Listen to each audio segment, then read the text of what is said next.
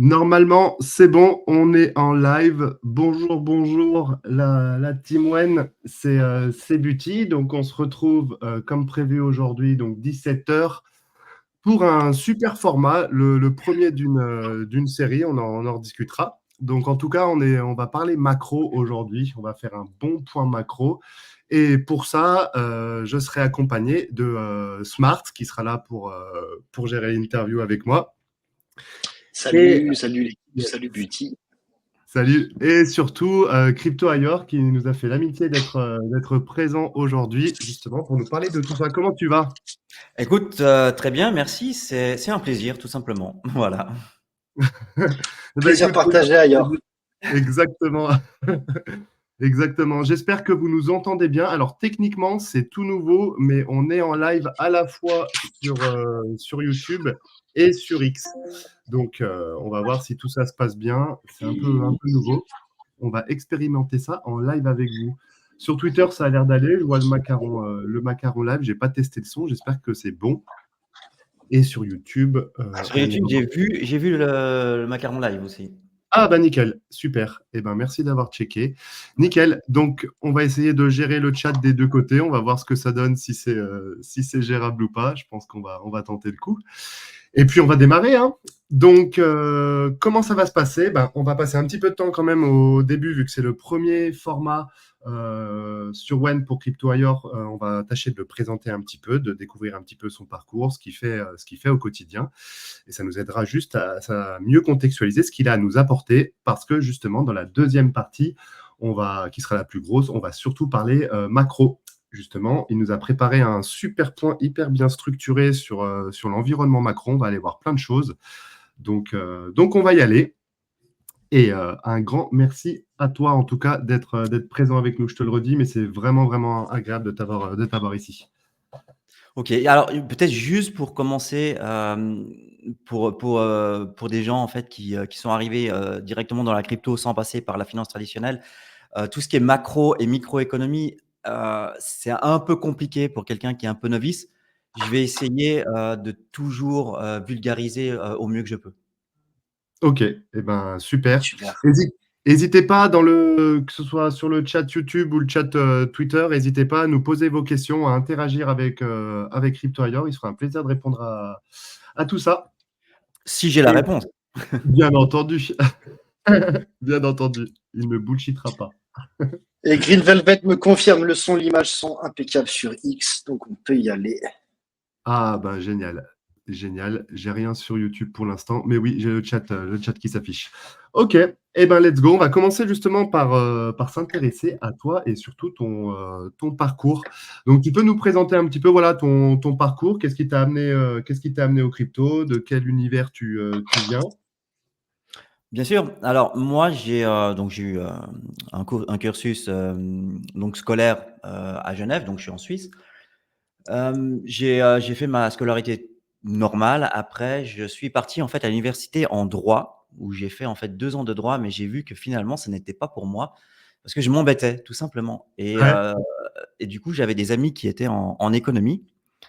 Et j'ai décidé, justement, j'ai fini ma deuxième année de droit et j'ai recommencé en économie où j'ai retrouvé aussi toute ma motivation parce que c'est quelque chose de bien plus vivant. Enfin voilà, c'est l'économie, ce qui est macro et micro, comment dire, c'est l'art de comprendre les mouvements de masse parce on est 8 ou 9 milliards sur Terre. Donc tout ça, c'est vraiment très très intéressant à apprendre. Donc j'ai fait l'université, mais pas l'université de Genève, je l'ai fait en fait sur une université américaine près de Genève, donc qui s'appelle Webster University. J'ai fait donc en anglais, ce qui m'a évidemment beaucoup aidé d'apprendre l'anglais. ah ouais, bah, tu m'étonnes, ouais. Ouais. Et une fois que j'ai fini donc mon université, j'ai commencé donc dans une banque, hein. Moi, je suis de Suisse, donc évidemment, si on fait économie en Suisse, on finit, enfin en tout cas, on commence dans la banque. Et là, donc, j'ai commencé en bas de l'échelle, donc tout simplement avec un stage all-round dans la banque. Donc, je suis passé en fait dans tous les départements de la banque, que ce soit les crédits, la gestion. Donc, ça m'a donné, donc, je suis resté 1 an, ça m'a donné une vue d'ensemble de la banque et de comprendre en fait tous les services qu'elle peut donner, non seulement en fait de la banque, mais finalement du service client. Donc OK. voilà. Ensuite, donc j'ai fait 10 ans dans les banques, donc j'ai fait gestionnaire de fortune, donc j'avais des clients dont je gérais la heu, donc je faisais après il faut bien comprendre que quand on est dans une banque, on n'a pas trop l'occasion de se présenter en fait, aux clients qu'on veut. On a quand même des directives. La banque a un département de gestion et théoriquement, voilà, elle nous donne des directives, quelles actions on devrait plutôt conseiller aux clients. Voilà, c'est une sécurité pour la banque. Elle a fait les recherches, donc elle se sent à l'aise de donner en fait des recommandations. Mais c'est un peu frustrant en tant que gestionnaire parce qu'on a envie évidemment de donner son propre avis. Donc j'ai fait ça pendant 10 ans. Je suis passé par le département français, donc j'avais des clients français. Après j'ai eu des clients américains. Donc c'est pour ça en fait que j'ai toujours travaillé en anglais. J'ai quitté la banque pour ensuite aller dans un family office. Donc là, c'est un peu différent en fait. C'est aussi de la finance, mais en fait, on travaille avec des structures offshore internationales. D'accord. C'est-à-dire que on a un client qui, par exemple, il veut acheter, je sais pas moi, un immeuble en Espagne. Et Ouais. pour ça, en fait, on va voir quelle est la meilleure structure fiscale à adopter pour la nationalité du client. Donc, OK. pour vous donner un exemple, sur l'immeuble en Espagne, donc on a une société donc locale espagnole qui est détenue par une société, je dis comme ça, néerlandaise, qui elle OK. était détenue par exemple un trust du BVI. Voilà. Donc là, c'est là où j'ai eu en fait l'occasion d'accéder à des opérations et à des investissements d'envergure. Ouais, C'est-à-dire tu qu'on as avait monté d'un des cran à ce niveau-là, quoi. je pense on peut pas mieux. Ouais. J'ai dû piloter par exemple un parc d'hôtels de plus de 200 millions d'euros. Donc OK.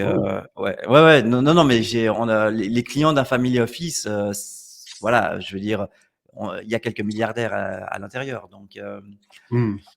et donc j'étais directeur en fait de ce family office. J'ai tenu comme j'ai pu parce que moi je suis quelqu'un qui me donne à fond dans tout ce que je fais. Ouais. Et, le souci en fait avec le family office, c'est que les clients, ils ont des investissements bah, dans tous les pays du monde. Donc, c'est quand même, tu reçois en fait des emails non-stop, Ouais. euh, enfin non-stop. Donc toi, quand tu dors, tu reçois des emails. Tu te lèves le matin et tu vas traiter les emails, par exemple d'Australie, voilà, quand tu dors. Donc du coup, j'ai fait ça pendant 5 ans. D'accord. Et en fait, bah, tu réalises en fait, moi je revenais travailler, soit le samedi, soit le dimanche, soit des fois les 2. OK. Hem Ouais, et donc au bout d'un intense, moment, après 5 ans, tu te dis: «Bah, écoute, c'est bien beau de travailler finalement autant». Mais j'avais voilà, dans la vie, tu te dis que tu as peut-être forcément, envie de faire quelque chose un peu plus pour toi et de créer en fait, ouais. ton propre business. Donc j'ai décidé d'arrêter et voilà. Et donc après j'ai commencé, des business et Aller vers quoi? j'ai alors j'ai, donc là on est, juste un petit peu avant le covid. Donc OK. le covid arrive et on est évidemment, tous à la maison, en Suisse aussi, mais bien qu'on avait un semi-lockdown, Ouais. heu, on pouvait encore, se balader.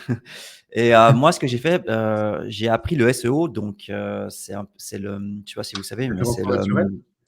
le référencement naturel, exact. Mmh mh. Donc je me suis, C'est-à-dire positionner sur Google, en gros, pour, le exactement, SEO, c'est voilà, être le plus haut possible sur certaines requêtes sur Google, quoi. Sur les requêtes qui représentent. exactement. Alors c'est comprendre l'algorithme Google, comment il fonctionne. Un algorithme qui a 2 ou 3 grosses updates par an. Donc évidemment, il faut se tenir informé. Donc ça, c'est quelque chose qui m'a beaucoup plu. Donc j'ai commencé à faire du référencement pour certains clients. OK. En parallèle, voilà, moi je suis rentré dans la crypto en 2017. Je suis OK. arrivé, on va dire, malheureusement plutôt dans la fin de l'euphorie du bull run. Ouais, mais c'est Parce la que moi, base ça, c'est la base. alors oui, alors moi je différencie en fait le bull market du bull run. Tout à fait, Le moi aussi. Ouais, voilà. Donc le bull run, c'est cette fameuse, banane qu'on a où tout explose en fait. Où on fait des fois 1000, sur 2-3 jours et c'est l'euphorie générale et tout le monde achète, et voilà et donc Oui, c'est la phase c'est parabolique, la dernière phase du bull ouais, c'est market. ça, c'est la phase parabolique. Donc comme tout le monde, quand on rentre, on rentre, puis on se dit: «OK, ben, je vais investir» et puis comme tout le monde et ben, voilà, on s'est bien fait avoir et puis voilà, j'ai tout perdu. Ah, tout perdu Heu, direct? Tu alors en fait, leverageais? hein? Tu faisais du leverage? Alors, oui et non, il y avait pas trop en 2017. En tout cas, moi, je le faisais pas trop. Ouais, c'est pas ça. J'avais pas mis forcément beaucoup. Je crois que j'avais mis 50 000 K parce que je suis arrivé 50 vraiment, 000 sur K? la fin. Hein? 50 000 K euros? Ouais, bah, faut dire que dans la 50 banque, 000 euros peut-être? et puis dans le family office, oui, bon, bah, voilà, on a des salaires qui sont quand même plus que décents. Donc moi, Oui, mais j'avais tu as dit 50 000 K. oui, 50 000, ouais. Ouais, 50 000, d'accord. Parce que 50 000 Oui. K, moi je comprends Ah 50 non, 000 non, non, euros. 50 K, oui, excusez-moi. Ouais, voilà. Ouais. Oui, on est dans la banque, on gagne pas mal. Ah oui, en effet.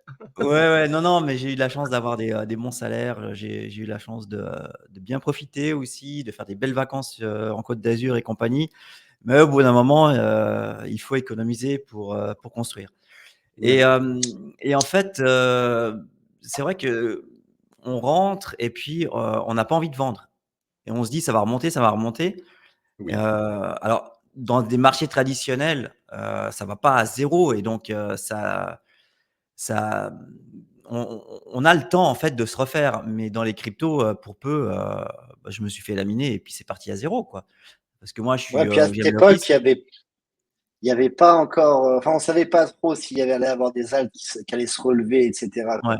Aujourd'hui, on le sait, après un cycle, bon, tes altes, ils ont une majorité de chances de pas ouais. forcément repartir et de manger un moins 90% des familles bien comme il faut. Mais à l'époque, tu avais encore peut-être un peu ce côté, ouais, c'est en devenir, il y aura potentiellement des futures pépites, quoi. Et surtout que j'ai participé, à plusieurs, ICO à l'époque. Donc, Ouais. Mmh. donc là l'argent est bloqué et donc tu payes,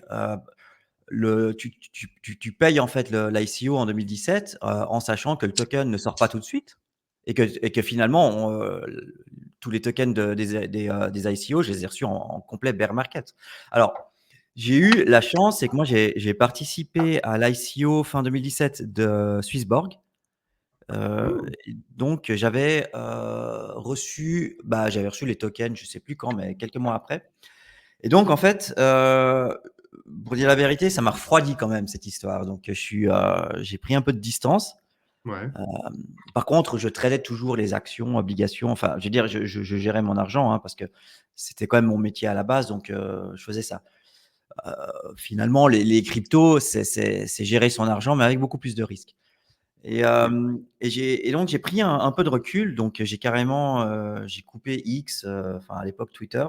Je suis revenu 1 an et demi après et donc là j'ai repris sérieusement Mmh. à suivre et 2022, c'est là où j'ai décidé de d'être entre guillemets «full crypto» parce que je gère encore, quelques sites en SEO. D'accord. Et 2022, c'est là où j'ai créé ma chaîne, c'est là où, faut aussi comprendre que quand je suis rentré sur X en 2017, j'avais mon X en anglais. Donc pendant, 2-3 ans, donc je postais qu'en anglais. Donc il a Ouais. fallu aussi que je me refasse depuis 2022 une base entre guillemets, francophone. Parce D'accord. que, Parce que tu as tout je de suite créé du contenu quand tu t'es lancé sur X, tu es directement passé côté créateur de contenu à écrire des non, trucs? Tu juste en mode, j'observe dans un premier temps et tu t'es lancé après? non, alors, produire du contenu, non, j'ai commencé en 2022 et directement en OK. français. Mmh. OK. Ouais. C'est OK. Et heu et du coup, ouais, tu as créé donc toi, tu es passé full time crypto là? Alors, on va dire 80% sur crypto. Mais D'accord, ouais, donc anticipe SEO à gérer, ouais, quoi. en fait, il faut encore penser que je travaille 7 jours sur 7. Donc Ouais. 80% de 7 jours sur 7. Après, j'ai aucun souci avec ça parce que là, je suis en train de construire. Donc, Mmh. pour ceux qui ne savent pas, c'est assez nouveau, j'avoue. On a donc CoinSharp qui est notre site internet de news. Donc là, en fait, il faut voir aussi la direction qu'on prend. C'est-à-dire que jusqu'à maintenant, CoinSharp, ça a été, on reprend un petit peu des news. Enfin, on a essayé de prendre des news qu'on ne pouvait pas forcément voir ailleurs. Mais OK. enfin, du style les news que tu vois sur le Journal du Coin ou d'autres journaux similaires, où on a tendance à revoir les mêmes news. Voilà, il faut dire ce qui est. Ouais. Après, j'ai vu finalement que bah, être juste un site internet de news comme les autres, moi, ça me plaisait pas parce que j'arrivais pas à apporter cet alpha que je voulais. Parce D'accord. que de par mon expérience, donc dans le family office où j'ai eu l'habitude d'aller voir des personnes qui comptent dans le business, bah, je sais comment les aborder. Et moi, j'ai abordé des VCs côté crypto. Je suis allé prendre contact avec eux, j'ai discuté. Et je Mmh. me suis dit, si je dois faire quelque chose comme les autres, je veux pas perdre mon temps. Je veux pas perdre mon temps à ça. Donc j'ai dit, OK, je passe 100% là-dessus. Je travaille jour et nuit, 7 jours sur 7, mais je veux apporter quelque chose de nouveau. Et depuis, en fait, on a fait ce virage il y a à peu près un mois où on a Ouais. décidé qu'on va poster peut-être un peu moins d'articles, mais que tous les articles, finalement, en tout cas 80 ou 90%, viennent de sources en fait de personnes qui comptent dans la crypto et que vous verrez pas ailleurs. D'accord. Ajouté à ça, on a créé en fait un Discord, donc on l'a créé fin août. On a commencé à publier, mais on va dire qu'il a commencé il y a vraiment 2 semaines. OK. Ce Discord-là, Le Discord qui est sur ton profil perso? oui, OK. euh, ce Discord, il est pas, entre guillemets, il est pas comme les autres. Si vous voulez avoir un Discord où on poste de temps en temps on vous donne une petite recommandation sur une crypto, c'est pas ça. Si on a sorti quelque chose, c'est qu'effectivement, on va beaucoup plus loin. Donc, on a pas mal de salons, donc on couvre quasiment tous les domaines de la crypto, donc les meme coins, les airdrops. On fait bien sûr des recommandations par risque et les infos, nous, on va les chercher là où personne ne va. C'est-à-dire D'accord. qu'on va chercher l'info à la source. Alors, bien entendu, c'est légal, c'est pas du tout ce qu'on appelle un délit d'initié. On n'a pas des infos qui sont avant ceux qui les produisent, mais par contre, on peut dire que on a les sources des VCs une seconde après qu'elles le disent. Et nous, on le ramène immédiatement dans notre Discord, ce qui fait que sur par exemple nos meme coins, eh ben, on sait qui va en parler, qui va côté marketing va en parler. Et c'est pour ça qu'on arrive à faire des x2, x3 en 2-3 jours. Et, euh, et voilà. Donc, on apporte l'alpha et côté francophone, je pense pas que quelqu'un peut être aussi rapide que nous. Et encore, on va s'améliorer évidemment. Voilà. OK. Eh ben, intéressant, n'hésitez pas à aller suivre, CryptoAyor et CoinSharp. Vous avez tous les liens de toute façon pour pouvoir y accéder. Ça a l'air super. Et j'aimerais juste quand même clarifier une dernière chose parce que Ah bien sûr, vas-y. avoir ce genre d'informations, non seulement c'est long, ça a été très très long à mettre tout ça en place. Je vais pas vous mentir, ça a aussi un coût. Ouais. Des fois, voilà, on doit mettre un certain montant pour avoir ce genre d'informations. Aujourd'hui, vous avez ça sur notre Discord, vous avez ça pour 9,90 € par mois ou OK. 99 € par année. En un trade, si vous mettez 100 €, vous faites un x2, x3, vous avez déjà payé 3 ans d'abonnement. Parce que faut dire que c'est un prix de lancement. Je pense qu'on va le faire ça jusqu'en fin d'année. Évidemment, on va pas pouvoir proposer ce prix très longtemps parce que D'accord. voilà. Et donc Voilà, c'est pour vous dire, ceux qui arrivent avec 9,90 € par mois jusqu'en fin d'année, on va pas les mettre à 49 €, ils payeront, ce même montant. Donc D'accord. c'est maintenant qu'il faut y aller. Voilà, c'est tout ce que je Ok. voulais vous dire. Eh ben, super intéressant, pas de souci. Vous avez tous les liens sur son compte. N'hésitez pas à aller suivre Crypto Ailleurs sur Twitter. Et sur YouTube aussi, parce que tu as une chaîne YouTube. Tu Oui. peux nous en parler vite fait avant qu'on passe au vif du sujet? Oui, alors, j'ai commencé, ma première vidéo, je l'ai faite, mais terrible, je l'ai fait avec un Samsung, Z Fold. J'avais pas forcément, une ligne de conduite, c'est-à-dire que je postais un petit peu de temps en temps. Ensuite, j'ai été beaucoup moins actif et j'ai fait des interviews parce que j'aime beaucoup le système des interviews. Mais c'était des interviews un petit peu décalées, c'est-à-dire c'était des interviews qui comptaient plusieurs parties dans l'interview. C'est qu'on parlait un petit peu justement de l'actu de l'invité. Et après, on avait un côté plus personnel avec des questions et puis il y avait aussi des jeux qu'on faisait. Donc c'était vachement interactif avec mes invités. Mais par contre, ça prend beaucoup de temps et surtout au montage. Et j'ai dû malheureusement arrêter un peu ça, faute de temps, tout simplement. Parce que D'accord. ouais, le montage de ce genre de choses, c'est énorme. Voilà. Ouais, j'imagine, ouais. Ok, ben t'as repris les interviews il y a pas longtemps, là. Oui, alors c'est des interviews qui sont un petit peu plus conventionnelles, on va dire. Et Oui, d'ailleurs, tu es le dernier en date. c'est la crème de la crème que tu invites sur ta chaîne, vraiment. Voilà. Et je vais essayer de publier quand même plus ou moins régulièrement. Voilà.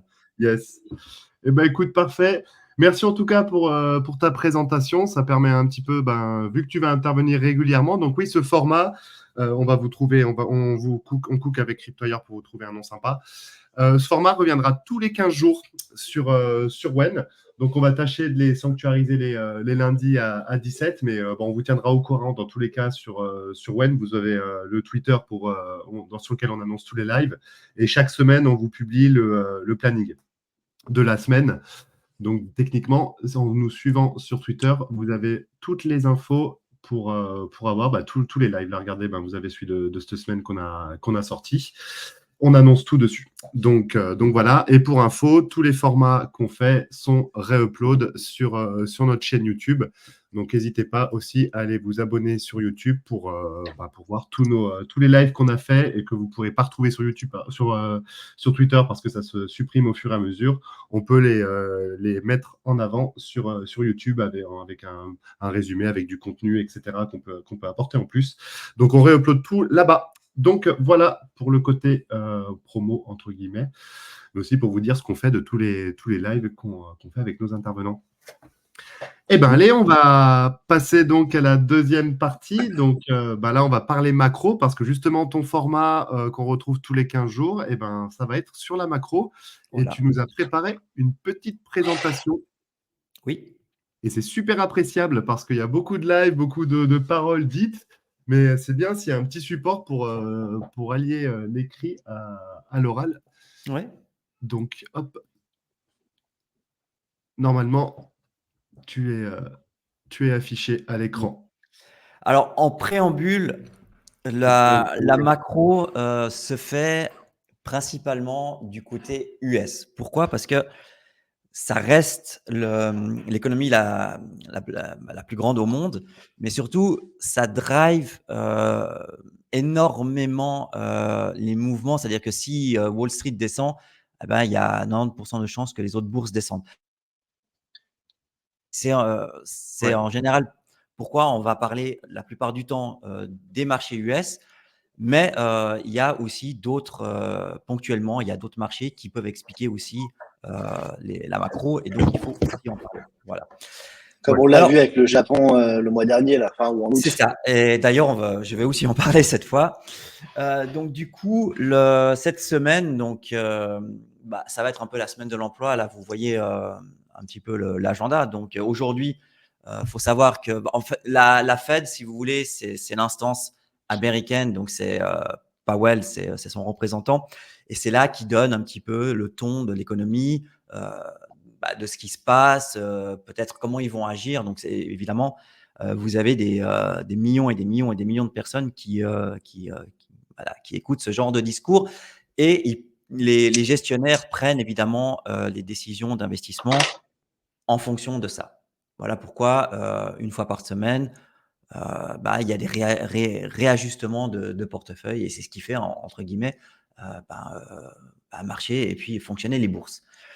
Donc, on peut voir aussi qu'il y a les données manufacturières de septembre, les données sur l'emploi mardi, l'emploi non agricole, donc des services, la réunion d'octobre de l'OPEP. Donc, l'OPEP, c'est tout ce qui est pétrole. Donc, on verra aussi le pétrole, mais c'est évidemment un facteur déterminant dans l'équation de l'inflation. Parce qu'il faut savoir que le pétrole se retrouve partout quasiment. Donc, si le pétrole chute, c'est que l'économie va mal et quand l'économie va bien, évidemment, le pétrole est en ATH. C'est un petit peu comme ça qu'il faut le comprendre. Jeudi, on a les allocations de chômage, donc toujours en lien avec l'emploi. Et donc, vendredi, on a le rapport de l'emploi de septembre. Donc, on va voir un petit peu ce qui s'est passé pendant le mois de septembre. Et en général, il faut savoir que comment dire?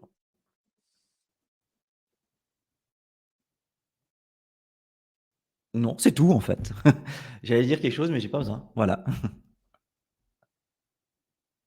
Vous Pas de êtes Pas de souci. souci, impeccable. Ouais, on est là, on attendait, et puis ah, pas de souci. c'est plus, j'ai eu peur là du coup. Non, De non, ça quoi? marche ailleurs. Non, Donc ouais, en préambule, voilà, on a effectivement pourquoi on regarde donc un peu ce côté macro, notamment particulièrement aux États-Unis, c'est parce que le poids des États-Unis en fait dans l'économie mondiale est tellement important que Bien sûr. leur macro va impliquer forcément directement des changements sur les autres pays en priorité, on va dire. et du Pour coup, ce que comment faut les lire selon toi, ces chiffres de l'emploi? C'est-à-dire si ça monte, qu'est-ce qui se passe? C'est quoi la réaction derrière? Et s'il baisse, qu'est-ce qui se passe? Je pense que ça peut intéresser des gens d'avoir tout ce cheminement un petit peu pour Ah, comprendre ces chiffres.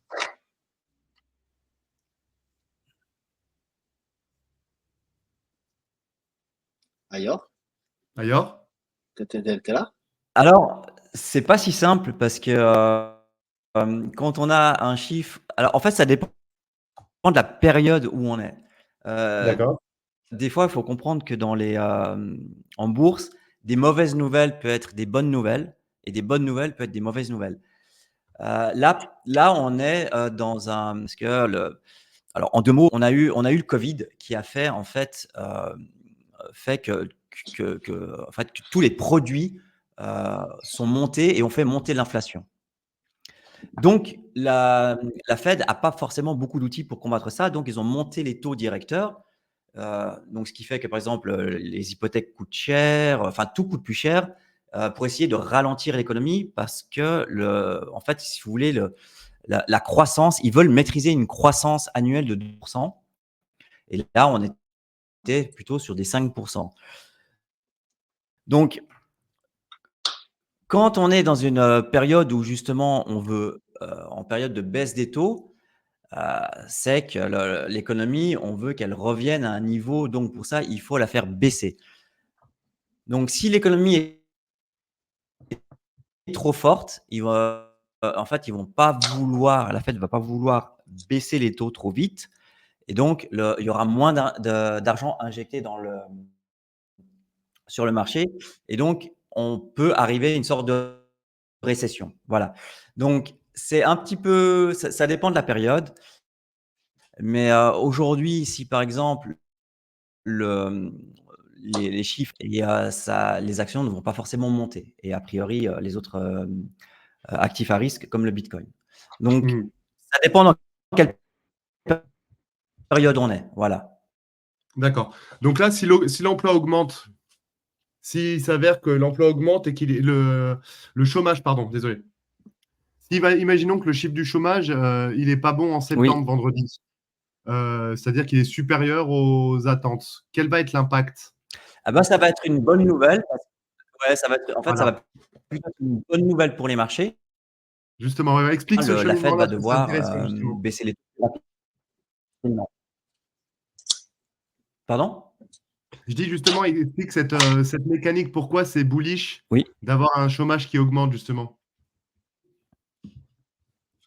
Alors, si le chômage augmente, c'est que le marché de l'emploi est pas bon, donc ça va forcer la Fed à réduire les taux, plus rapidement. D'où injection monétaire, ouais. Voilà et en général, Ah, bien sûr. voilà et alors, c'est pour ça que je dis que la macroéconomie, c'est quand même c'est une liaison de plein de choses. C'est que si je veux dire, avant qu'on commence à baisser les taux, vous avez par exemple, le taux directeur qui était de plus de 5. Ça veut dire que les taux américains des obligations est à 5. Ça veut dire que si vous prêtez de l'argent aux États-Unis, ils vont vous, rémunérer de 5 et les obligations des États-Unis, on va dire que c'est le risque le plus faible que vous avez. Donc il y en a qui Oui. se disent: «OK, moi, je sais pas, j'ai 1 million. Je préfère prêter, aux États-Unis et avoir 5 de rendement plutôt que d'acheter des actions et a fortiori acheter des cryptos». Et avoir un gros risque, ouais. Maintenant, quand le cycle des taux commence à baisser, donc les nouvelles obligations des États-Unis, bah, le taux de rémunération baisse. Ce qui veut dire Oui. que, on va arriver, à 3 à 2 et il se dit: «OK, moi j'ai 1 million, mais j'ai pas envie de gagner 2 j'ai envie de gagner plus». Donc plus les taux vont baisser, plus les gens vont vouloir aller justement, seront prêts à prendre un risque sur des actifs plus risqués Voilà. et c'est là, en fait, qu'ils A vont revenir vers les actions et les cryptos. ailleurs, Voilà je fais juste une pourquoi, petite pause. Tu aurais la baisse des taux pas est importante pour les marchés. ailleurs, tu m'entends? Allô, allô?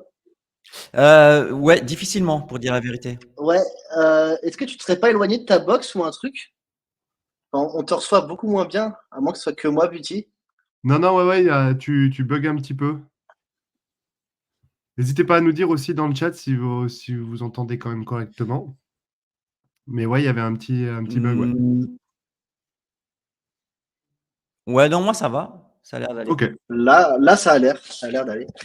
Hem, OK, pas de souci, on peut reprendre. Donc oui, donc l'emploi augmente, donc quelles conséquences? Eh ben, c'est plutôt bullish parce que le chômage augmente parce que ça va inciter la Fed à baisser ses taux, donc inciter les investisseurs à privilégier les actifs à risque versus des obligations américaines Voilà. qui vont moins être rentables. Voilà, Mais pour comment tu le considères parce qu'il y a quand même des périodes un peu, des fois, charnières en macro et notamment où on dit que le Exactement. chômage, en fait, se retrouve à des niveaux aussi quasi récessionnistes et des fois, en fait, il faut réussir à jongler entre le bad news is good news et le, bad news is vraiment bad Ouais. news et ouais, ça pourrait avoir un impact, en fait, beaucoup plus significatif qu'on le pense et là, on pense notamment quand le chômage s'est mis à grimper en 2007, ou dans des périodes comme ça qui ont précédé des grosses secousses sur les marchés, quoi. Bon, alors, il faut que qu'on arrive en récession, il faut quand même que le chômage, on va dire, entre guillemets, «explose», ce qui n'est pas le cas, aujourd'hui. Le marché, du travail américain est quand même plus ou moins robuste malgré tout. Ouais, Donc, ouais, ça je l'entends, mais il est quand même aussi en fait, d'accélérer. ouais,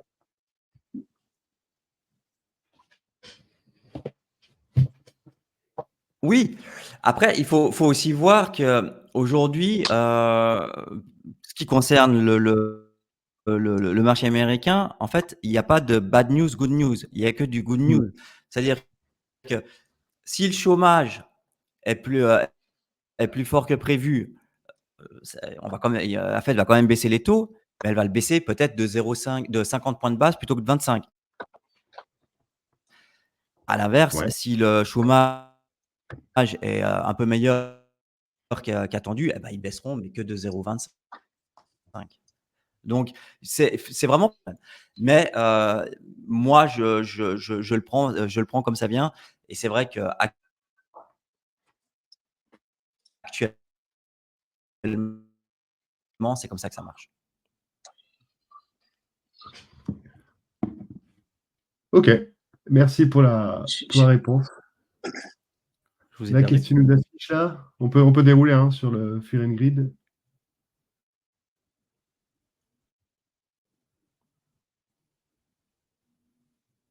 Tu es là?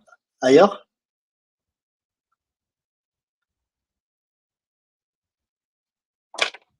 Ah, je crois qu'il a été déconnecté. ils partagent plus. Ouais, il y a peut-être eu un souci de connexion. Ouais. Ah, là, on l'a perdu définitivement. Ouais, je pense qu'il va Désolé retenter. pour ce bug intermittent. Les... Ah, mais c'est pas possible, on n'arrive pas à avoir un live qui sans problème, quoi.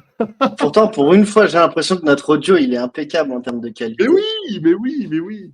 Dites-nous, mais je pense que l'audio est pas dégueu, quoi. Normalement, les gars, il y a eu un certain upside là. Là, on est passé en bull market sur le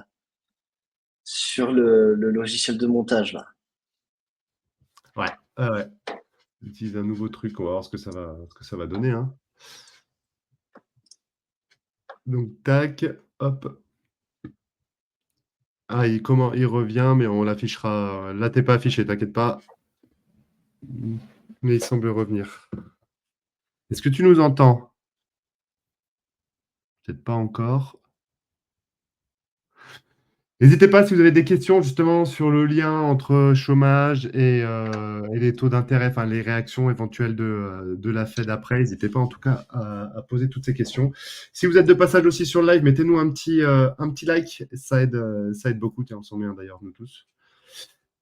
Et de votre côté, c'est bien mieux que ce matin. Ah bah nickel, merci The Green Velvet. Ça c'est cool. Au moins déjà, ça va mieux de ce niveau-là. Bon, ça c'est une bonne nouvelle. On n'a plus qu'à régler le problème pour Crypto ailleurs. Est-ce que tu nous entends ou tu n'es toujours pas. Hop. Ah, mais attends, si, c'est de ma faute là. Est-ce que tu m'entends là? Oui, oui, Voilà, je suis désolé, c'est my bad. C'est moi qui n'étais pas mis sur scène. ouais, alors je crois qu'il y a eu une coupure d'internet chez moi, j'avoue, je crois que c'est moi. Ah, d'accord, bah nickel. Là, en tout cas, on t'entend nettement mieux parce qu'en Ouais. fait, j'avais l'impression que tu recevais Eh à ben, en 10 fait, secondes de retard. je me suis mis en partage de connexion avec mon iPhone. Ah, bah nickel. Impeccable. Impeccable. Donc, alors, excuse-moi, mais du coup, j'en profite pour rebondir sur la question maintenant qu'on s'entend de manière super audible. Mais c'est qu'effectivement, ouais, on a aussi des périodes un petit peu où on a un chômage qui, en tout cas, avant toutes les grosses récessions, il se met à accélérer assez fort. Et je suis d'accord, ouais, il y a des moments où c'est pas très inquiétant, mais il y a des moments où en fait le marché aussi se remet potentiellement à le revoir d'un mauvais œil, quoi. Ouais. Bah, il y a des périodes comme ça, bien Et, sûr, ouais. et du coup, tu penses qu'on en est où, toi, à peu près là-dessus? Alors, il y a pas mal de théories. Est-ce qu'on va être en récession ou pas récession à cause de ce marché du travail? Pour l'instant, le consensus est plutôt un soft landing, ce qu'ils appellent. Donc, ça va être entre guillemets une mini récession. On ne Ok. voit pas encore la grosse récession arriver. Je pense que la Fed, maintenant, elle agit du mieux qu'elle peut. Elle n'hésite pas justement à agir comparé à peut-être 10-15 ans où elles essayaient de laisser un peu les marchés se comporter. Mais là, elle a plutôt tendance à agir. Donc, je pense qu'on aura peut-être une mini récession, mais je ne vois pas forcément de grosse récession d'ici des 12 mois. Non. D'accord. Ok, pas de Intéressant. récession sous 12 mois selon toi. Ok, c'est intéressant. Non, ou une mini. Une mini et en général, mini récession, on arrive à la passer, assez facilement. C'est pas un problème. Ok.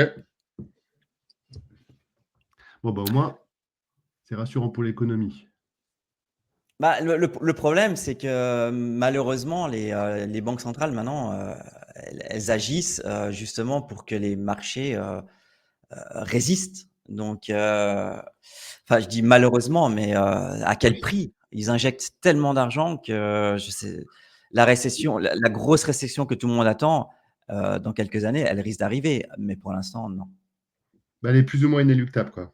Ouais. Ça Il y pourra a pas un venir. moment donné, ça va être comme le top, le blow off top de 2017, hein, de Ok. du marché crypto. Ouais, ça va faire comme ça. Ok.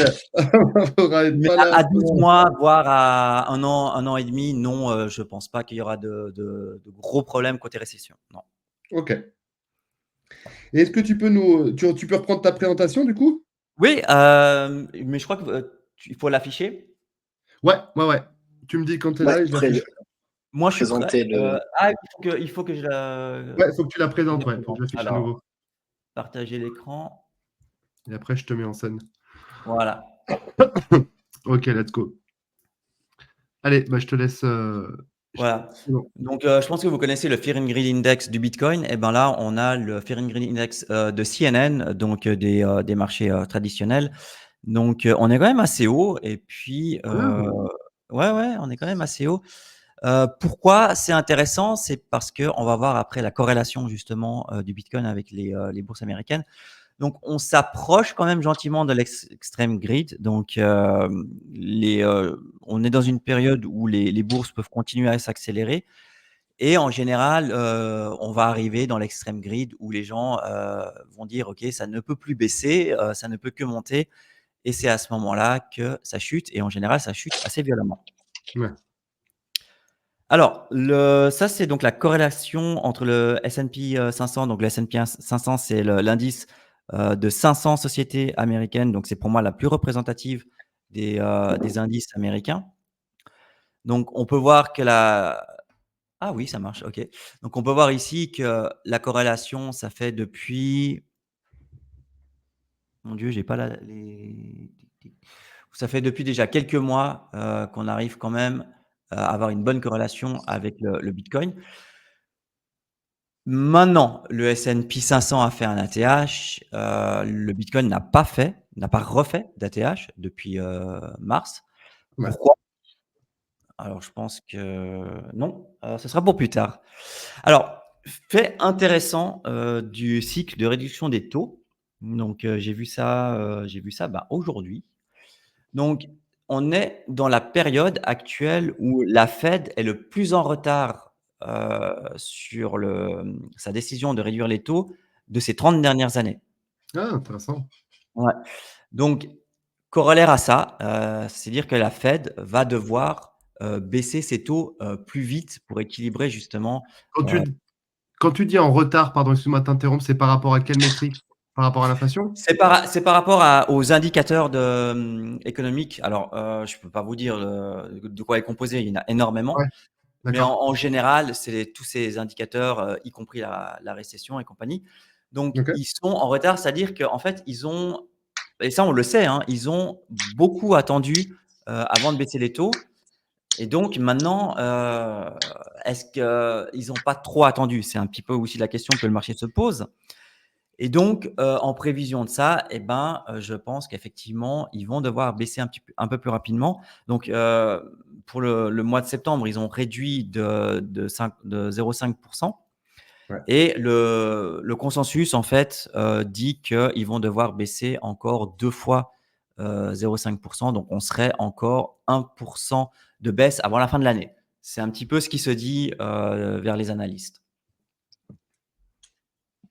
Donc ce qui est quand même une réduction assez agressive, sur les Parce que 2 là, derniers.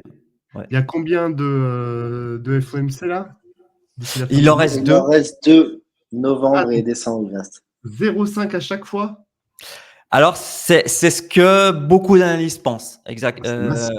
dans cette théorie de retard, c'est ce que une majorité d'analystes pensent. Ok, Après, non, intéressant. c'est pas moi qui vais prendre la décision, hein, c'est la Fed. Donc, Non, hélas. toute façon, ils ont le temps d'ajuster, hein, donc, Oui, voilà. oui, bien sûr. Ils se voient une fois par mois, ils ont aussi, le temps de prendre leurs décisions en fonction, de l'économie qui va, chaque jour, donc voilà. Ouais, ouais. Alors, j'ai pris le cas de la Chine pour vous montrer ce que c'est en fait, une, injection de liquidité, par une banque centrale. Bon, la Chine, ses indicateurs de croissance, c'est vrai, ont pas mal, déçu ces derniers temps et donc là, la Chine a décidé pour un petit peu, sauver son économie, elles ont annoncé l'équivalent de 142 milliards de dollars de stimulus. je pense que vous voyez ici l'effet que ça fait, hein. Donc en 4 jours, la bourse chinoise a pris 26%. Alibaba a fait son top annuel là aujourd'hui, je crois. Ouais, non, mais enfin, moi, j'ai jamais vu ça. Les maisons de courtage se mettent en service 24 heures sur 24, 7 jours sur 7 pour répondre à la demande. Ce qui Ah fait ouais. que enfin, tout le monde, tous les Chinois et tous les hors Chinois, ils veulent investir. Euh, un record. Alors, imaginez, donc, ce matin, les échanges boursiers, ils ont dépassé 1000 milliards de yuan les 30 premières minutes de bourse. Donc, c'est 140 milliards de dollars. Ah Pour vous dire à ouais, quel point c'est un peu fou ce panique. qui se passe en Chine. Voilà. Ah ouais, on était passé à côté, tu vois. J'ai vu que Ouais. ça bougeait un petit peu, mais cette injection massive là, 142 000. Ouais, j'en avais entendu parler, mais je n'avais pas vu les chiffres et je n'avais pas vu la charte. Ouais, What the fuck, mec? ah, c'est un meme coin, hein, c'est quasiment un meme coin. Mais non, non, mais en fait, bon, là, Là, c'est quoi? C'est le S&P 500 chinois que tu affiches là à peu près? voilà, ouais, c'est Ok. bah, c'est les 300. Hein, Comment il voilà. s'appelle cet indicateur d'ailleurs? C'est CSI 300 Index. CSI 300 Index, d'accord, ok. Mm. Donc, alors ça, j'avoue, de mémoire, c'est un cas un peu extrême. J'aurais même avec 142 milliards, parce qu'à l'échelle de la Chine, c'est quand même un pays qui est quand même beaucoup plus gros que les États-Unis. Mais je pense que ça a produit un FOMO terrible. Ah, Voilà. tu m'étonnes. Donc, là, la Fed, elle va quand même annoncer, je pense aussi un certain stimulus si l'économie va se dégrader. Donc, ça peut vous donner enfin, une idée comme quoi ça peut faire bouger les marchés à la hausse. Mais bien sûr, jamais comme ça, jamais comme cet exemple chinois. Ça, c'est quand même assez exceptionnel dans l'histoire. Après, Euh, c'est moins des habitués de la planche à billets en Chine qu'aux États-Unis aussi, hein, j'imagine. Oui, alors oui, mais par contre, quand il faut sauver l'économie chinoise, il faut mettre le paquet.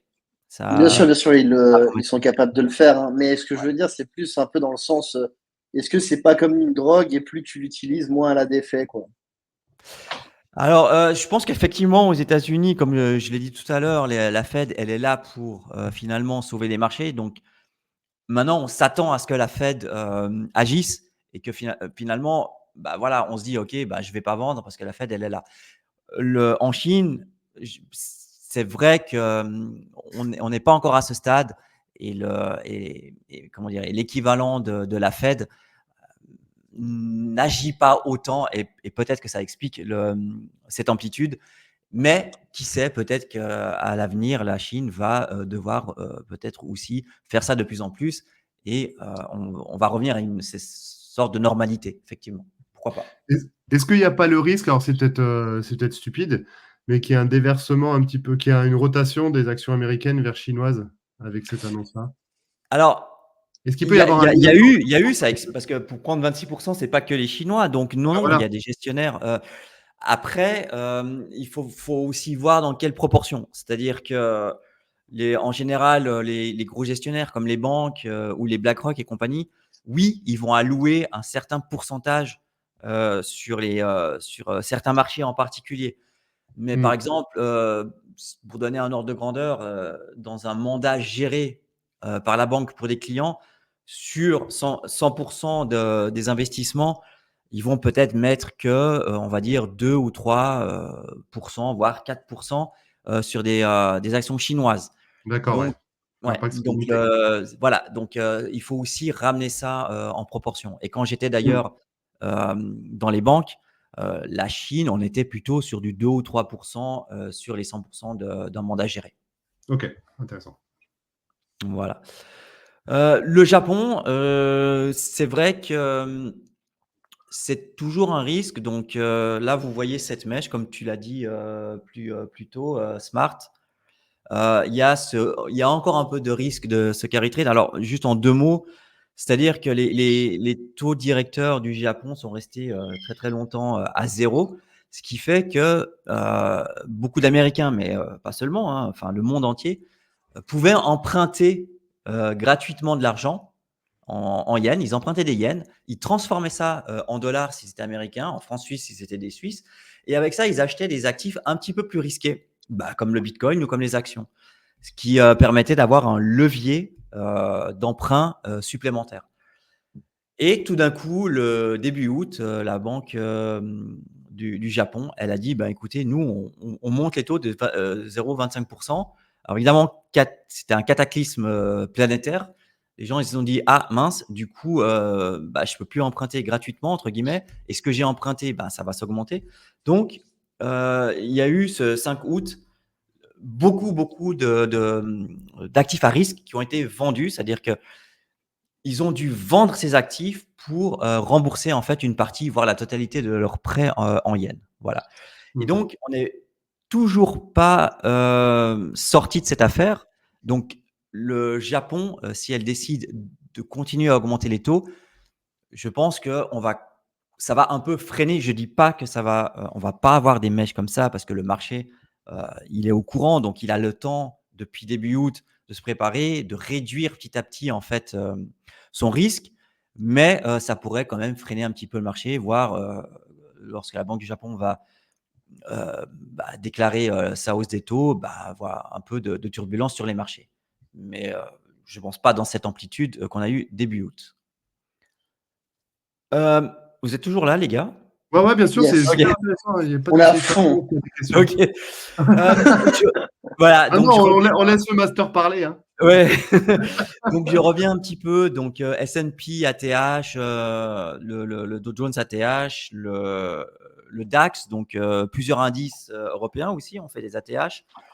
Pourquoi est-ce que le Bitcoin n'a pas fait d'ATH? Là, on le sait, le Bitcoin est plus considéré comme de la tech. Et on peut voir ici donc que le Nasdaq n'a pas refait d'ATH. Ça peut expliquer en partie. Donc après, faut aussi voir que le Nasdaq, je ne vais pas revenir là-dessus, mais la majorité de l'indice est composé des 7 magnifiques, hein, donc des Google, des Nvidia, des Apple. Et c'est entre guillemets ce qui a fait monter le Nasdaq depuis quelques mois hein, maintenant. Donc, est-ce qu'il n'y a pas aussi un assoufflement de la tech aux États-Unis et évidemment par corollaire, donc le Bitcoin également. Voilà. Ouais. Tu penses que c'est l'indice qu'il faut regarder si on veut anticiper les moves de Bitcoin? Là, clairement, on a la preuve. Mmh mh. Parce que la charte du Bitcoin, elle ressemble plus quand même à l'indice du Nasdaq que si je reviens au Dow Jones. Ah non, je l'ai après d'ailleurs. Non, je l'ai après. Il est où? Ah non, non, je l'ai pas. Malheureusement, je l'ai pas. Mais quand on voit mais quand on voit évidemment la charte du Dow Jones qui est partie en ATH, non, c'est pas du tout la même gueule, ça effectivement. Ouais. Alors, fait intéressant, donc la liquidité globale planétaire est en augmentation. On a dépassé les 100 000 milliards de liquidités mondialement, ce qui est juste énorme. Ça augmente en plus très rapidement. Et plus on injecte de la liquidité dans l'économie, plus les gens ont de l'argent pour investir. Et donc, en fait, le Bitcoin en profite. Alors, pas forcément en premier, mais il en profite aussi. Euh, on peut parler de ce qui s'est passé pour illustrer ça pendant le Covid. C'est-à-dire, on a eu l'événement du Covid qui a fait plonger en fait les bourses. Donc, tout le monde à la maison. Et donc, les États-Unis, mais pour dire tous les autres États ont fait pareil, mais les États-Unis, elles ont carrément envoyé un chèque aux habitants américains. Alors moi, j'avais jamais vu ça de Ouais, ma ouais. vie. Mais moi, en Suisse, on a eu des facilités, mais on n'a pas reçu de l'argent en cash, perso. Donc, C'est pas cool. c'est ce fameux hélicoptère de cash que les États-Unis ont fait. Donc, qu'est-ce qu'ils ont? Ils ont envoyé 1000 dollars plusieurs fois. Donc, les gens, ils se retrouvent tout d'un coup avec de l'argent en plus. Ils se retrouvent chez eux. Et qu'est-ce qu'ils font? S'ils ne peuvent pas sortir, ils veulent s'amuser chez eux. Et en s'amusant, ils ont investi sur les marchés actions et ils ont investi sur les crypto-monnaies.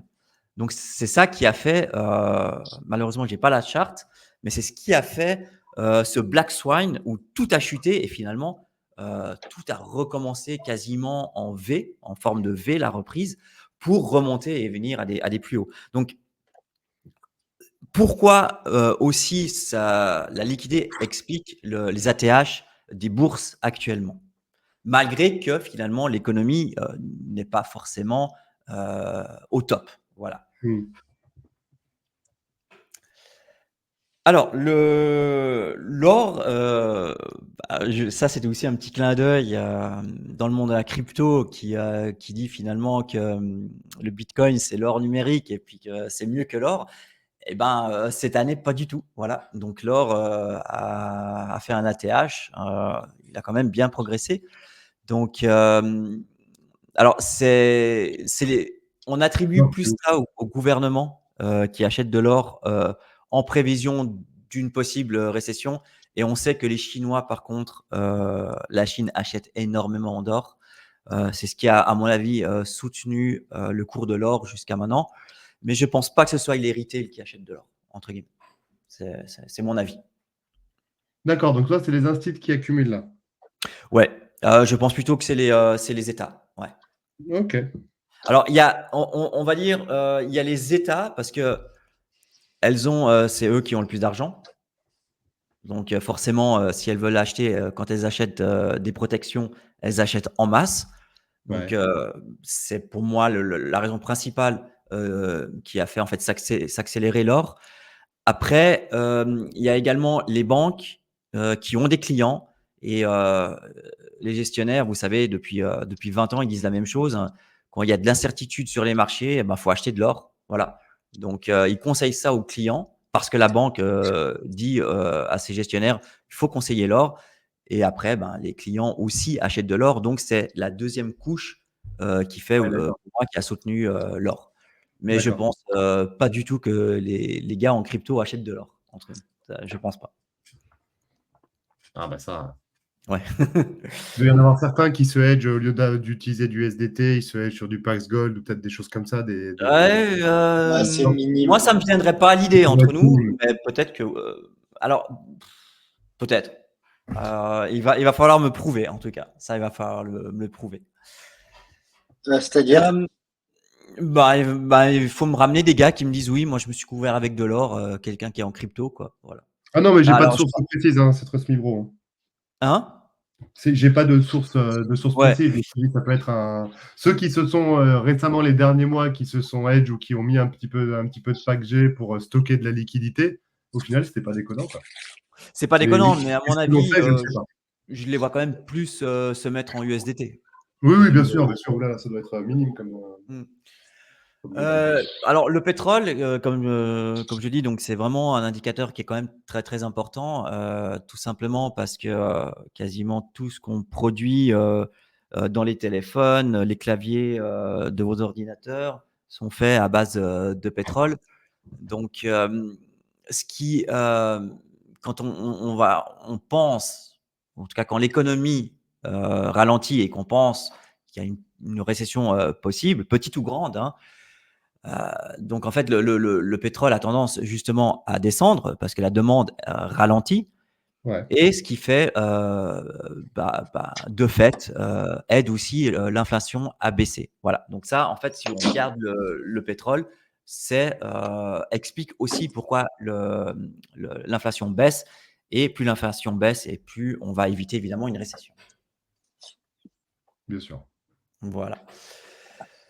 Le dollar, l'indice du dollar, donc je sais que, alors en 2 mots en fait, si vous voulez, c'est le dollar comparé à un indice de plusieurs autres monnaies. Ouais, Donc panier.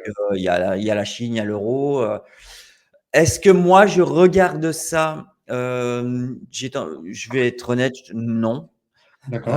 Après, il y en a beaucoup qui, dans leurs vidéos YouTube, qui le mentionnent en disant, si l'indice du dollar il descend, ça favorise les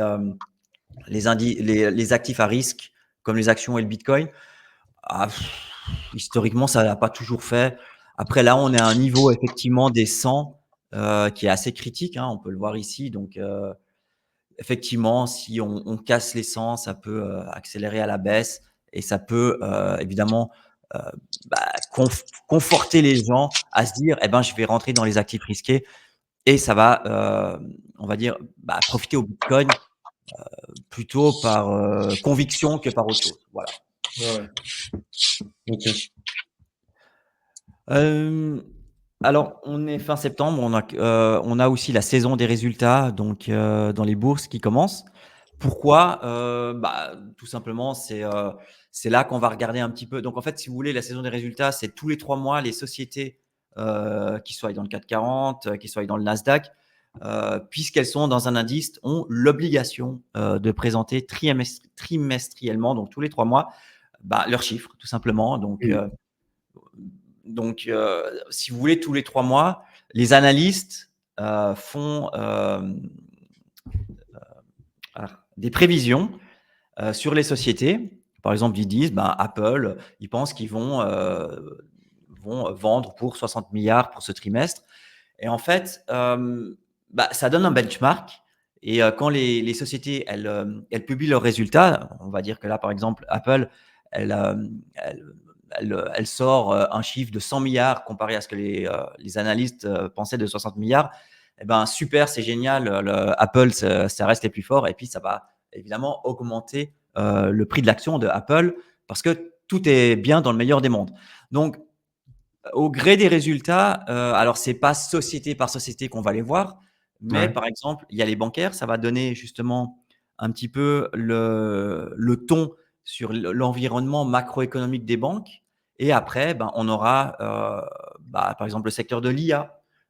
Si la plupart des sociétés d'IA donnent des données meilleures que les analystes, on peut s'attendre aussi à ce que les crypto IA performent aussi mieux. Voilà. Donc, après, la saison des résultats, elle dure sur un mois assez intense. Ouais, on va dire 3 semaines assez intenses.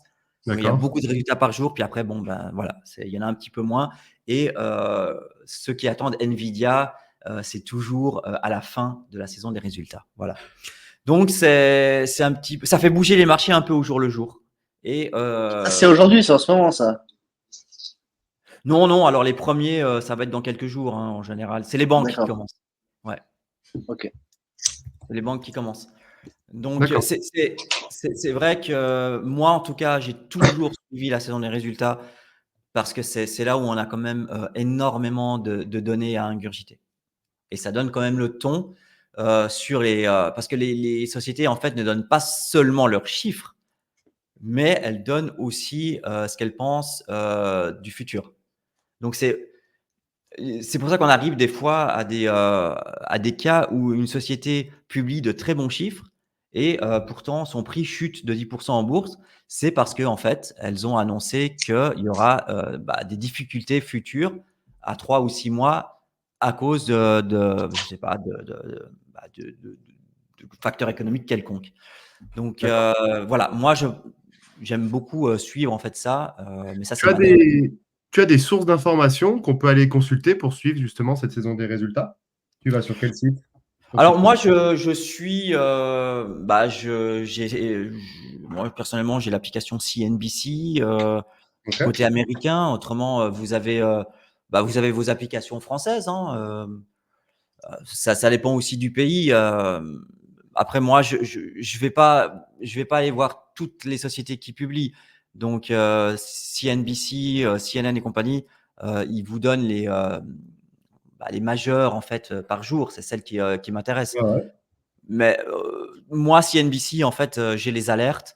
Et puis, en général, alors, la plupart du temps, les sociétés elles donnent leurs chiffres à la clôture de Wall Street.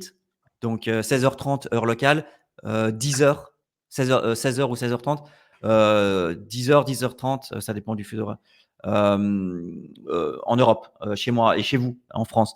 Donc, en général, je reçois des alertes quelques minutes après 10 heures. Et puis, ils disent, voilà, Apple a annoncé ça. Je n'ai pas forcément d'avoir un site dédié à ça. Ok, d'accord. Ah oui, c'est intéressant pour CNBC, l'application, il y a des alertes, c'est pas mal déjà. Oui, après, moi, j'avoue, Investing je aussi, tu suis dois pas, avoir. mais je pense que vous pouvez donner, des applications françaises, mais moi, j'en ai pas. T'as investing.com qui est pas mal comme ça. Ouais, voilà. Après, en fait, non, c'est faux. J'en ai une sur mon téléphone, une que j'utilisais avant, ça s'appelle Investir. Ouais. Mais là encore, je trouve qu'ils donnent pas forcément en temps réel, entre guillemets. Et j'avoue que je suis plutôt la saison des résultats aux États-Unis plus que dans le CAC 40 en France ou en Allemagne, parce que parce que ça, pour moi, ça donne toujours le ton. Et si vous êtes dans la crypto, sincèrement, c'est les États-Unis qu'il faut suivre, c'est pas l'Allemagne. Voilà. Ah, c'est clair. Oui, c'est clair. Alors, ça, c'est ma dernière slide. Ah, Alors, ça, c'est l'indice du S&P qui remonte depuis 1932. Alors, vous prenez comme vous prenez. Si moi, je suis pas forcément quelqu'un qui pense que le passé se répète éternellement, mais on a un tunnel depuis 1932, donc enfin voilà, hein, quasiment 90 ans. Enfin, je sais pas.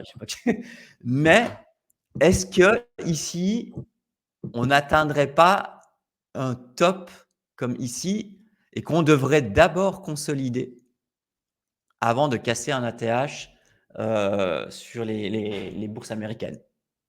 La question reste ouverte. tu le sens comment, toi? Moi, Ouais.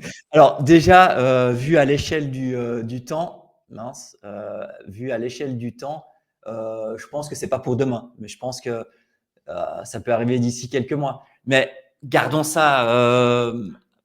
Je pense que ouais, c'est possible. C'est possible qu'on ait un black swan au niveau de cette liquidité trop abondante. Et puis, faut pas oublier que la dette américaine explose, explose, explose. Les Américains s'endettent, c'est affolant. Je veux dire, je crois que chaque mois, les États-Unis doivent payer 1 trillion de dollars en remboursement de leur dette totale. Enfin, il y a un moment donné où, enfin, les États-Unis, moi, j'aurais plus confiance d'emprunter, quoi. Ou alors à des taux de 10 à 15%. Mais je me dis que s'ils arrivent plus à rembourser les intérêts de leur dette, est-ce qu'ils vont pouvoir rembourser carrément leur dette? Je Ouais, sais pas. ça, Donc, c'est pas forcément pour dans quelques semaines, mais voilà. Donc, enfin, on a quand même eu un joli top ici, et puis voilà. Donc, c'est la question qui restera ouverte encore quelques mois, c'est sûr. ok. Bon, on verra ça. De toute façon, on va suivre ça vu que tu reviens tous les 15 jours. Ouais, voilà, exactement. C'est cool en tout cas. Eh ben, écoute, s'il n'y a pas de questions sur le chat, j'en ai pas vu. On va s'arrêter là. En tout cas, un grand merci. C'était super structuré, super agréable à suivre, d'avoir ce point de vue à la fois multi-géographie dans Ouais. plusieurs types de marchés et aussi plusieurs multi-assets, à savoir l'or, le pétrole, etc. Je pense qu'on a un aspect, un tour d'horizon assez Ce sont les complet. facteurs les plus importants, effectivement, pour jauger d'une économie pour l'instant. Ouais. Ouais, ouais, mais super intéressant. On espère que ça vous a plu, en tout cas, dans le chat. Et de toute façon, si ça vous a plu, tant mieux, parce que vous retrouverez Crypto ailleurs dans 15 jours. On vous remettra la date sur le profil WEN. En tous les cas, n'hésitez pas à aller le suivre donc sur Twitter, Crypto ailleurs. Alors, je vais présenter mon écran pour remontrer ton Twitter. Tac, hop, tout l'écran. Paf. Je vais passer sur WEN. Hop là. Je le vois pas ton écran. Attends. Et j'arrive.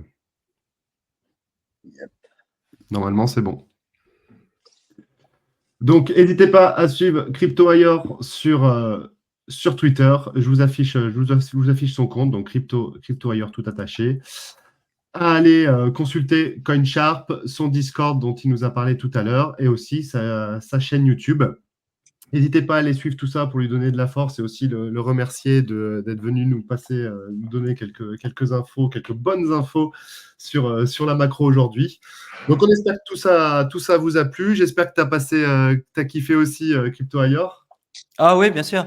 Mais comme je vous l'ai dit, moi, j'ai pas la science infuse, donc il faut aussi prendre tout ça avec des pincettes. Voilà. Ah bah, bien entendu. Bien Ouais. entendu. Personne là et tu fais bien de le préciser. C'est pour ça d'ailleurs qu'on fait des indicateurs en tout genre.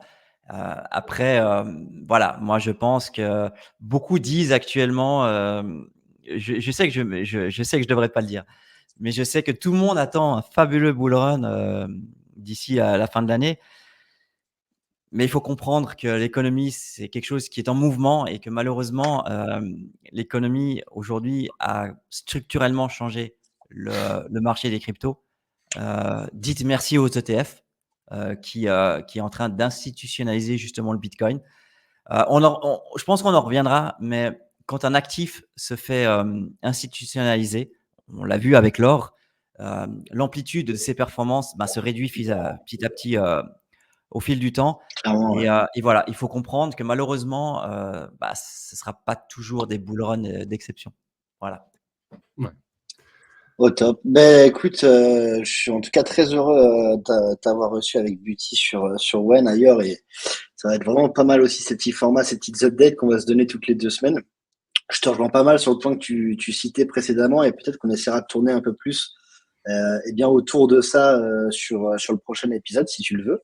Ouais. Parce que justement, il y a pas mal de choses à dire là-dessus. Et puis, je vois pas mal de gens qui s'attendent à toujours des bull runs de plus en plus majestueux, alors que j'ai l'impression qu'effectivement, au contraire, au plus on va être institutionnalisé, au plus on va avancer aussi au rythme de ce que les marchés nous donnent. Et en fait, est-ce que le cycle Bitcoin passera au-dessus des cycles de l'économie? Vu la direction qu'on prend, j'ai de plus en plus de mal à le penser. Je pense qu'au contraire, on sera vraiment plus embriqué. Mais voilà, on essaiera justement de faire un petit tour sur tous ces points-là. En tout cas, merci beaucoup pour ton passage aujourd'hui. C'était déjà très intéressant Ouais. cette petite review macro et les prochains épisodes effectivement promettent d'être très intéressants, surtout dans l'environnement qu'on a en ce moment où il y a des moments où la macro est pas trop importante à regarder. Exactement, Il y ouais, c'est ça. a des moments où par contre elle l'est d'autant plus. Et là, à mes yeux, on est dans cette période où justement il faut avoir les yeux aussi à l'extérieur, savoir un peu ce qui se passe, histoire de pas se retrouver, comment dire, comme le dindon de la farce quoi. À la fin, le mec qui a pas fait attention alors qu'il s'est passé beaucoup de choses autour de lui quoi. Disons que je le répéterai jamais assez et je le répète souvent, qu'une crypto, ça part à zéro. Ça part à zéro. Donc, avoir de l'espoir qu'un marché se redresse, oui. Mais si la macro et la microéconomie dit non, euh, il faut pas s'accrocher. Il faut savoir vendre et puis patienter. Voilà. Clairement. Yes. Eh ben écoutez, grand merci encore une nouvelle fois. Côté Wen, donc là aujourd'hui on a parlé macro et vu que sur Wen on parle de tout, demain on va être plus dans le dégène, les tranchées, les low cap. Donc et aussi on a un peu de trading d'ailleurs. Donc demain grosse journée sur Wen. Je vous répète les rendez-vous. Donc la market review à 10h avec Romain Marzio. La première a beaucoup plu et je pense que ça va vous plaire aussi. Donc n'hésitez pas à suivre ça avec Smart qui sera aux commandes. Le live des tranchées avec Nas aussi, un format qui a beaucoup de succès parce qu'on parle un petit peu de dégène, mais de manière méthodique. On essaie de processiser tout ça et d'être un peu moins dans le pur gamble. Donc, on outille la démarche, on vous explique un petit peu tout ce qu'il y a derrière le fait qu'on ape sur un token plutôt plus que sur un autre. Donc, c'est un format qui a un gros succès. Donc, live des tranchées, 14h, n'hésitez pas à suivre. Quand on parle de formats qui ont du succès, l'heure de Gazer aussi a été assez publicité. Donc, c'est notre format avec CryptoGazer où là, on va plus parler low cap. Donc, moins de dégène, mais on va parler low cap et je pense qu'il y a des choses à dire. Et on terminera à 19h avec Be Fresh and Friends, donc le format interview, un peu chill, space, tous ensemble. Donc, peut-être qu'on y passera faire un tour. En tout cas, grosse journée demain. Un nouveau merci à Crypto Ayor et à Smart pour cette petite heure et demie, heure et quart passée ensemble. Merci aux plus de 300 personnes qui sont passées sur X, à ceux qui ont visionné le live sur YouTube. Et puis, on se retrouve donc dans 15 jours avec Ayor. Passez à bientôt. tous une excellente journée. Ouais, là, le mot de la fin.